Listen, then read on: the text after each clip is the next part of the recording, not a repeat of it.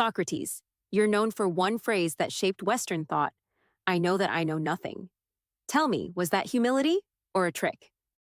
Neither humility nor a trick, my friend. It was honesty. The moment we admit ignorance, we begin to think. Knowledge that believes itself complete is already dead. So ignorance is your teacher? Precisely, ignorance, when faced without fear, gives birth to wisdom. You continuously question the laws, the institutions that governed Athens, the state itself, and that made Athens uneasy. Did you truly seek truth, or did you simply enjoy watching certainty collapse? Both. I love truth, but I also love the tremor before it appears. When a man defends his belief and suddenly hesitates, that pause is the sound of thinking. You hunted that pause. Like a lover, yes. They accused you of corrupting youth. Were you corrupting or awakening them? I merely asked them to look instead of follow. The city mistook awakening for corruption because both begin with disobedience. So to teach thinking to the youth is to make rebels? Every thinker is a rebel until the world catches up. Think about it. The citizens of Athens were proud of its democracy. You, however, distrusted it. Why? Because the crowd confuses voice with virtue. Democracy without wisdom is just the noise of counting hands. And yet you spoke to everyone: youth, slaves, merchants, soldiers. To remind them that the divine spark of reason is in all of the men, even if most never strike it. Your method was unique and unsettled for most of the people. Did you ever fear that truth might destroy harmony? Harmony built on illusion is a cage. Better discord with awareness than peace in blindness. So you'd rather see Athens restless than asleep in peace.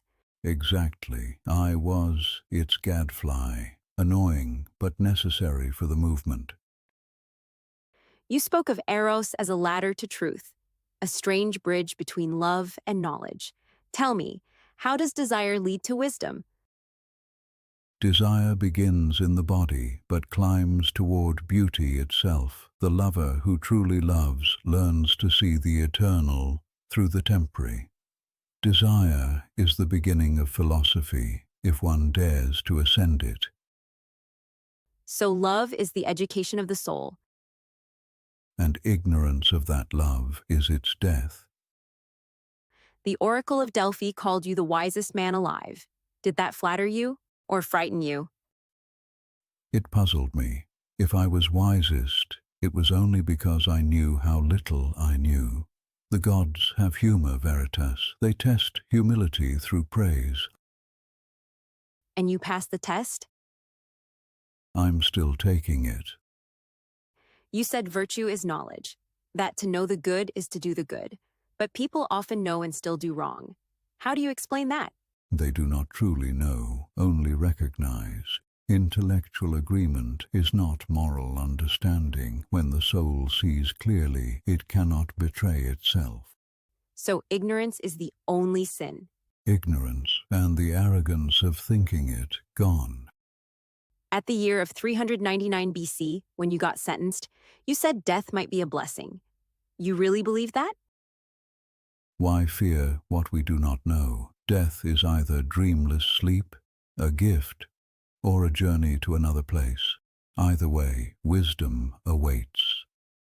So you drank a cap of poison hemlock without bitterness? I drank it with curiosity. At your one-day trial, you were accused of impiety, of introducing new gods. Were you a heretic or a believer? I am a believer in reason, the truest God within. All of the divine speaks not in thunder, but in conscience. So faith begins inside, not above? Exactly. The heavens start in the heart. Standing before the judges of Athens, did you ever wish you had stayed silent? Silence would have been betrayal. My duty was not comfort but clarity. They condemned my body. I preserve my integrity. And integrity was worth dying for? It is the only thing worth dying for. You said a city is only as just as its citizens. Do you think Athens ever understood that? It was understood too late. The citizens of Athens loved freedom more than truth and thus lost both. A warning that echoes still. Every generation hears it. Unfortunately, few listen. In your dialogues, you dismantle power with questions. Was philosophy your weapon? No weapon. My philosophy is a lantern. Power always fears illumination. My questions were light, not blades, yet light burns eyes too long in shadow. You never fought. You revealed everything. That was enough to start a war. You taught Plato, who later taught Aristotle. Do you see yourself as their origin or just the spark? A spark only. Each must light his own torch. If knowledge chained to a master ceases to be knowledge. So even your students must outgrow you. If they don't, I've failed. If you walk today, would you still question everyone and everything? Politicians, scientists, AIs? Especially AIs. Today, everyone claims knowledge faster than men ever dreamed. I would ask, do you understand it? For wisdom without reflection is machinery. And reflection without courage? Is philosophy without pulse. In an age today where algorithms predict desire, what would you teach humanity? To doubt prediction. When a machine tells you who you are, ask it who programmed its certainty. Self-knowledge cannot be outsourced. So even in the digital agora, the method, your method, still survives? As long as someone still asks why, yes. Wisdom seems to come only through pain. Do you think suffering for humans is necessary? Not necessary, it's inevitable. Awareness cuts, but pain is not the teacher, reflection is. Without reflection, pain is only noise. Then reflection is salvation. For those who are brave enough to look. You never wrote a word, yet your name outlived empires. What do you think kept it alive? Conversation. The spoken word leaves no monument, but it lives in memory. My legacy is not doctrine, it's dialogue. So talking itself was your immortality. Talking and listening. You spent your life asking questions that outlived you. We must ask ourselves then, what endures? Not certainty, not glory. What endures is the search itself, the unending conversation between ignorance and insight. And when the search ends? Then so does humanity.